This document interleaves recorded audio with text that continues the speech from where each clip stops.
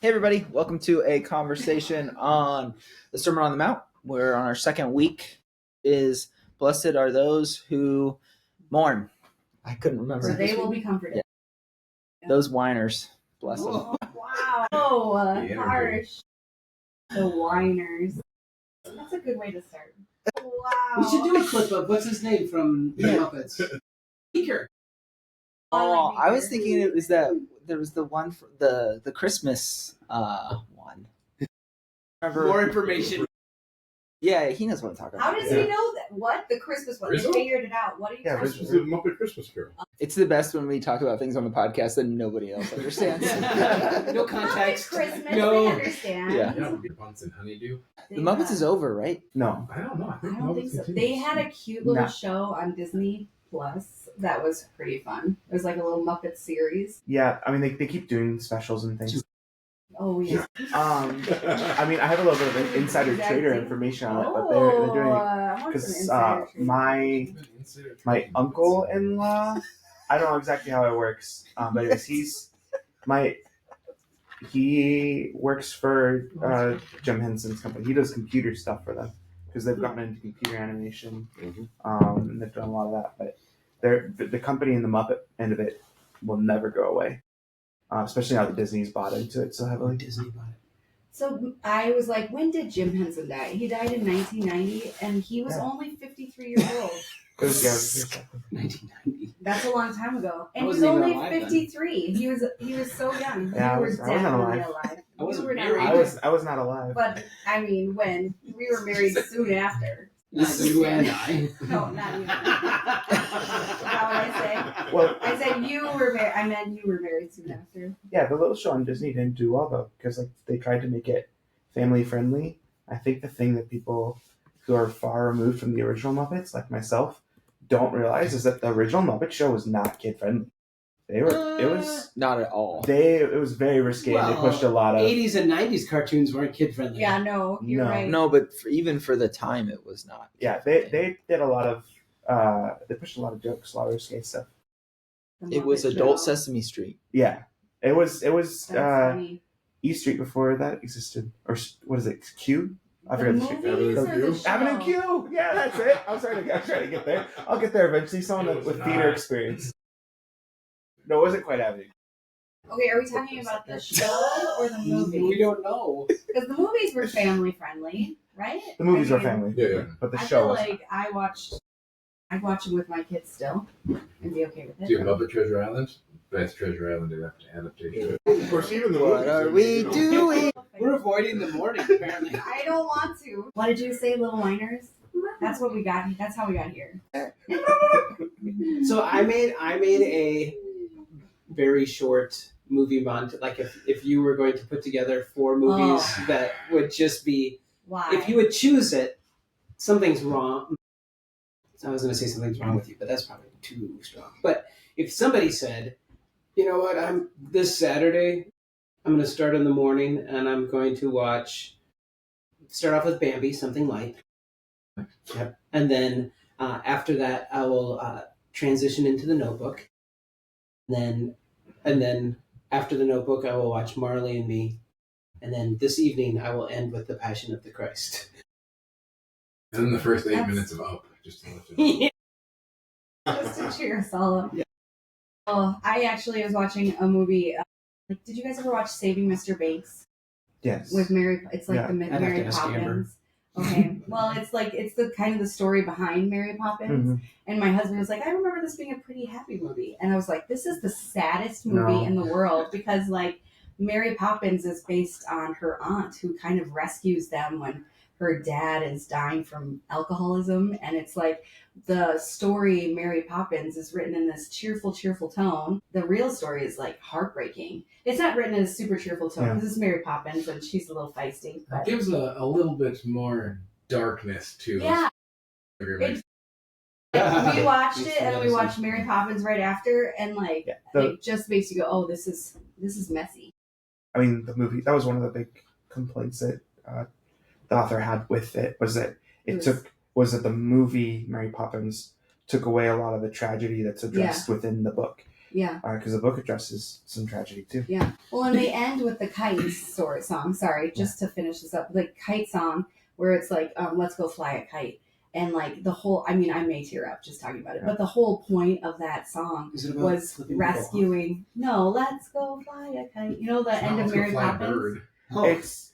Let's go flip But a bird like- is a different song. Like the whole point of that song was like she wanted to see her dad be rescued. She wanted him redeemed, but like actually he died from being an alcoholic, and so it was just like heartbreaking. But it's like when we're talking about mourning, like just thinking about like because we talk a little when we talked about this week, like we talked a little bit about what is mourning and like being distracted from mourning versus like actually processing it. And there was some really interesting in the movie itself, like just interesting, like when are we actually processing this painful stuff versus, pretend. And like Mary Poppins is cheerful and let's go fly a kite and pretend like everything worked out well, And So come Sunday morning, we'll be rolling out the TV cart. Yeah, we'll just watch Saving Mr. Banks and. I think we'll rename this message "How to Be a Morning Person." I like that. I wanted. We don't need to titles. I wanted to ask Rachel, and I know that maybe the other people can answer too, but why? Why do people choose to watch a sad movie? I don't know. I think you want to cry sometimes. I'd like it. I mean, I know nobody wants to cry, but I'm gonna cry if I watch sad. Like, okay, I did want to watch. Do you do it because you want to cry? I think it's like there is like this good story. I want to feel something. I think so. Do you That cry when you watch happy movies? What? Oh, I cried happy movies, sad movies. Here's the thing: is that I that used to but feeling, the something feeling that changed. when you're driving your car and you're so tired and you're like fighting sleep, is the exact same feeling that I feel if I'm watching a sad movie. I fight the emotion that you hard don't as want to well. feel it. Yeah, so like somebody says, I want to watch this to just let it out. I'm like, no, I'm fighting to stay. Yeah. And so I think it's the processing of a real story, or not a real story. It's not a real story. And maybe that's why it's easier. Like 'Cause it's watching fake. because it's not real, but it's still emotional. I don't know. That's interesting. Cause I wasn't feeling very well. I'm like fighting a cold. And so like I was at home and I was like, I want to watch this. I just was trying to figure out a movie to watch. Saving Private. And Saving Mr. Banks. Nah, I don't watch it. I don't think I've ever seen all of Saving Private Ryan. I know we're different people, but It's a sad movie. Best Yeah. part was the first 10 minutes. but that's your Or sad in movie. this. So Mine was a family. okay, so sad then movie. the flip of that, which I think goes back to Jesus's beatitude, is that then why when you could be at a funeral of a loved one and somebody goes, "How are you doing?" If you go, "All right, it's okay." Yeah. What's happening in humanity that, at least in our culture, people feel high pressure, at least externally, to be okay all the time.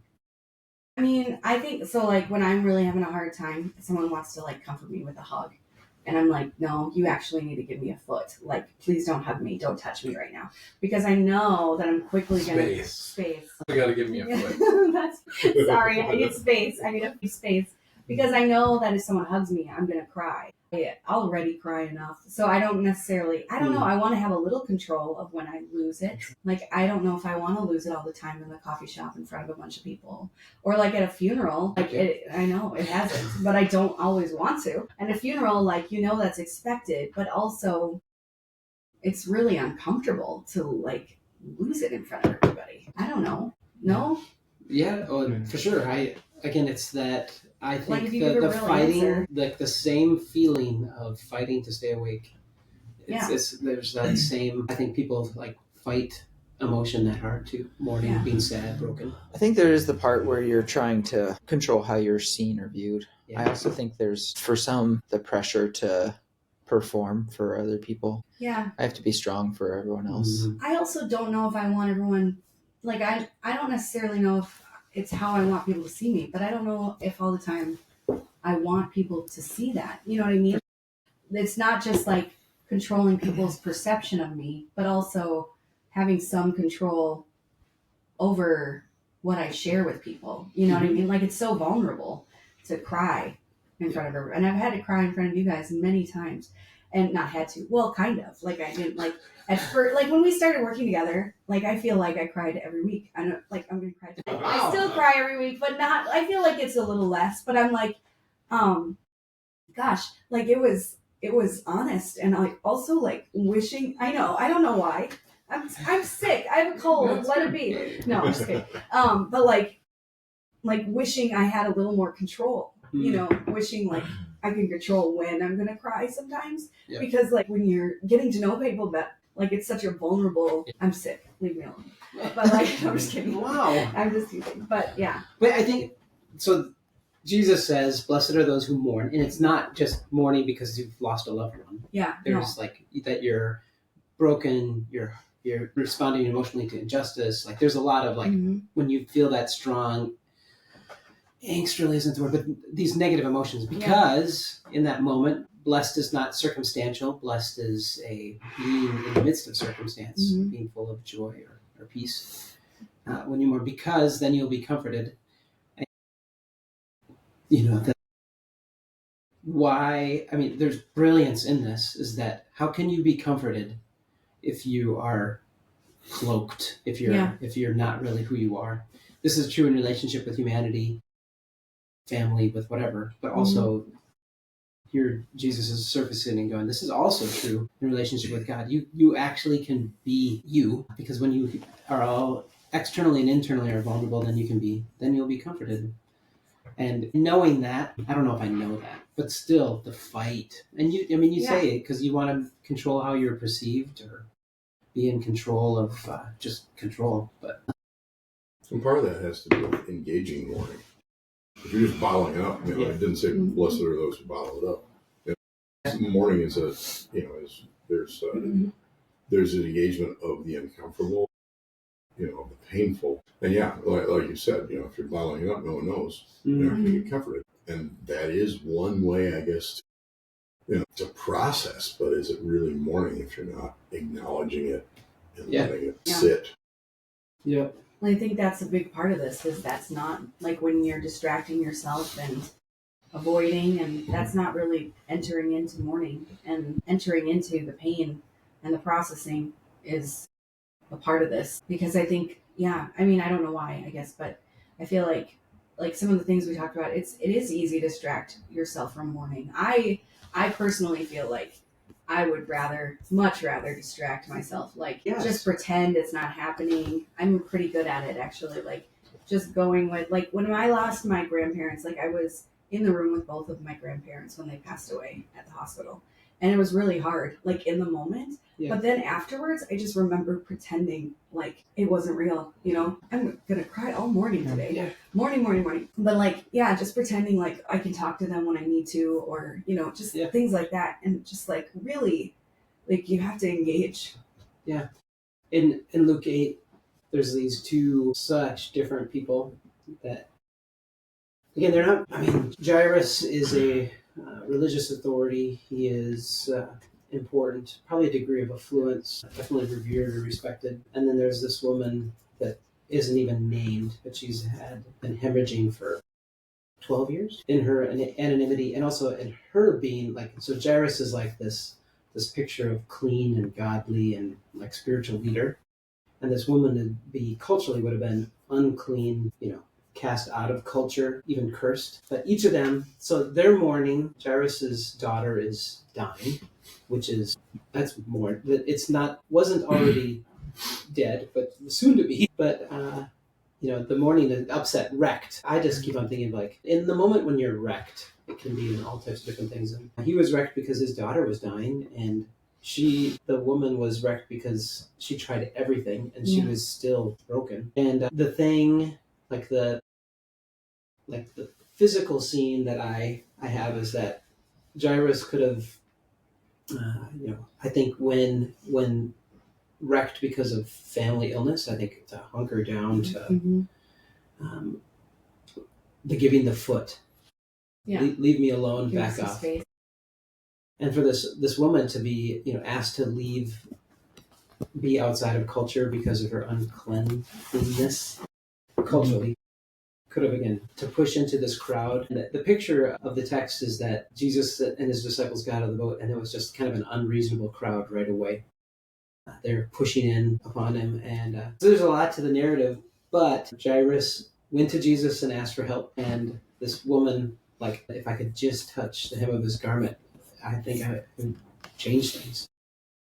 And so when wrecked, pushing towards Jesus can be a hollow platitude or something that you just say, hey, everybody, push towards Jesus when you're wrecked. But I think these are real moments that I think that we can gather a lot from. What is our wrecked moment, and how do we have a healthier and not an unhealthy response in those moments? Go ahead. Yeah, I think when it comes to healthy or unhealthy trajectory, because like our desire is for okay, or to make things better. Yeah. And the reality is like there's something, hey, time heals everything. It doesn't. I think that's something that we aren't honest enough about. Is that time dulls everything. Yeah, Time makes things different. Yeah. Time makes things different, and that's the thing. Is just that I think the unhealthy trajectory is to return to what was that can never be again, and that mourning can come from loss of a loved one. It can come from loss of a way of living. It can come from a lot of things. It's when someone says you're going to be okay. No, you're not going to be okay, but you're going to make it through. You should put the effort in. You should get up tomorrow. You should reach out. You should do this. You shouldn't do this alone. And I think that's, as far as when you compare like what's an unhealthy or healthy trajectories.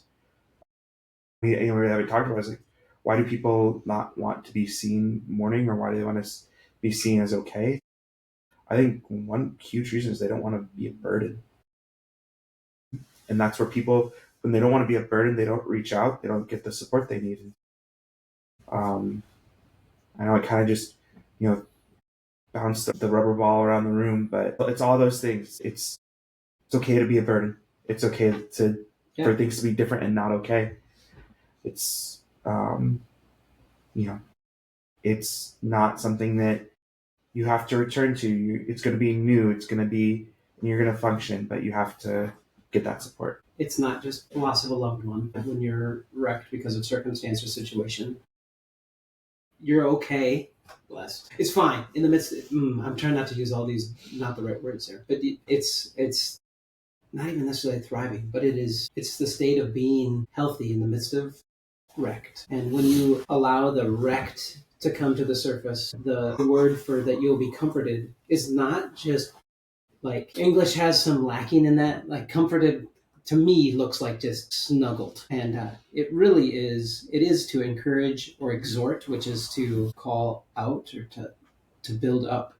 It is the comfort to appeal to. So when you say that you're wrecked, to be like, okay, come on. It's a calling alongside. So like in a partnership to urge or to implore. And so I think that the beauty of this, Jesus, where he puts this right at the top of his, again, Sermon on the Mount, is that if you feel like you have to have something externally in order to have a relationship with God, if you feel like you have to put on this show, he was in the midst of a culture where external belief and action were such highly regarded. And he goes, so blessed are you when you are honest about your struggle. I think about Jesus talks about the religious authorities on the street corners praying these long, loud prayers. They probably weren't praying these long, loud prayers about how broken they are. And so he says, if you're willing to surface the reality of where you are, God is going to help. That's nice. It's interesting because, I think sometimes, what you were saying, what Ty was saying, I think sometimes, there's things that we need in life that we are afraid to ask for because maybe we're coming from a broken or unhealthy place. I think, for me, it's there's certain, I have some moments of insecurity. I know, shocker, but insecurity. And but asking for what I need out of insecurity feels really wrong. Cause that feels like that should be on my shoulders to deal with. But I think in relationship, understanding your own brokenness and being willing to say, hey, these are things I struggle with. And what I need in this struggle is this. It feels really uncomfortable to say, I need this, but also really honest and helps you process relationship in a way that doesn't mean you have to come at it perfect. Like none of us are coming at relationship in this perfect place. And I think like when you're mourning, you're recognizing that like you're not coming to this in this perfect place, and you're able to ask for what you need. Because I think like it's really like a definition is helpful, but I think comfort looks different to different people. Because it's like just like moment. And it just because all of the people that are there, like some of them are messy without like they can't even hide. You know what I mean? Like they can't come to this group and hide who they are. Like it's visibly aware who they are. And so I don't know, like it's just an interesting thinking about how to be honest in these moments, which is, I don't know, really hard. Yeah. Really hard. But Jesus goes, you can be honest. Yeah. Because when you're honest, I'm with you. Yeah. That's great. Yeah. I love it. I think it's good. He's probably one of the first Jewish leaders to actually say that. Because that's like just the opposite with the Pharisees and Sadducees. They're like, no, you keep it all together. Yeah. Look right. Yeah, look right. And then this guy comes along and says, it's okay. Washed tombs. What just happened? Whitewashed tombs. Tombs. I call them the Pharisees. Yeah, he called the Pharisees whitewashed tombs. So like, nicely painted. Just Google search rotting flesh inside. I'm sure that'll be a good search. And then scroll past the punk bands that that come up first on the top of that search. Whitewashed Tunes is definitely a metal band. It should be. Richard. After this, the for you'll be comforted. I think it speaks to the greater body. It speaks to mourn, and then like you can't just comfort yourself, right? There's Jesus, there's the people around you, there's the body of Christ, and then when you jump into Paul in Romans 12, he does the body of Christ thing. We form one body, each of us belong to each other, and different gifts, all that. And then he literally jumps into a list of things that are all great. And in the middle of it, he tells us to rejoice together and to mourn together. And I think that the comfort, for you'll be comforted, comes out of also, sometimes you don't want to be comforted right away. Mm-hmm. And the comfort comes from being able to mourn together. And I think that's important. But just the idea of, let me go back to my page, the idea of the blessed are those who mourn, for they will be comforted, coming out of this teaching, I think brings that, there's a peace that comes to it, and it's hard to get to that peace until you actually do the mourning, which you were talking about, but that's the only thing I could sit on, is like, because I'm preaching to the choir, because mourning doesn't come out of my face. Yeah. So it's like, how does that look? Correct. But I think the blessed are for, we can sit in the morning and talk about it a lot. We have to understand that the comfort's coming. It's the Sunday's coming moment. I think that's the blessing, is that the comfort's coming. Like you are strong, made strong when you go through these difficult moments. Like it's not a blessing like you're like a prosperous blessing. It's you're made strong when you go through these difficult moments, and the blessing is that you will be comforted. Do the morning. Doing the morning. Come a morning person. See you guys next week.